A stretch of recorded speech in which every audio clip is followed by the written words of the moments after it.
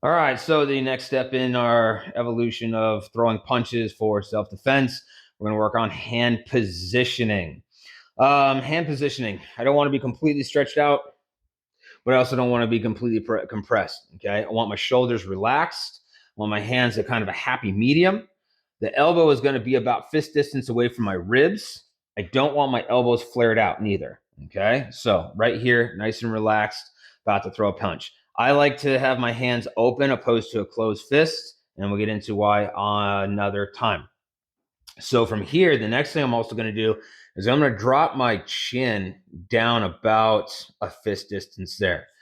When we're throwing our punch, so got the elbow tucked in about fist distance away, roughly speaking, chin is tucked down slightly. When I throw my punch, I'm not over rotating my shoulders and hips.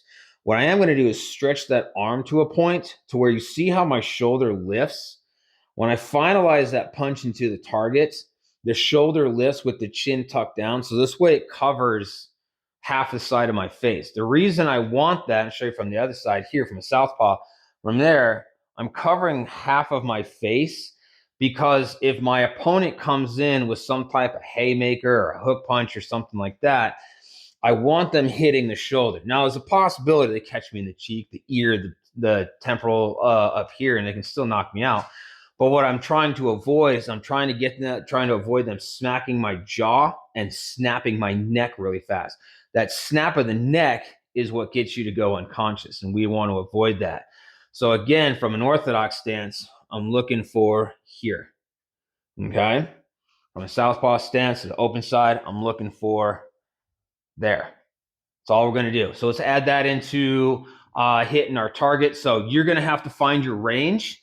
What you don't want is you don't want to be here and my elbow is all jammed up. Okay. You have to find to where you're hitting your target. And when you extend that shoulder and you rotate that fist, you're still pushing in another inch to 2 inches into that target. Now, if your target is stationary, like again, mattress on the wall or heavy bag in the corner, you're just going to have to play with that distance a little bit. So I'm just going to touch, rotate, and I'm going to lift that shoulder a little bit without opening up my torso too much. Okay. All right. If you got any questions, leave them in the comments.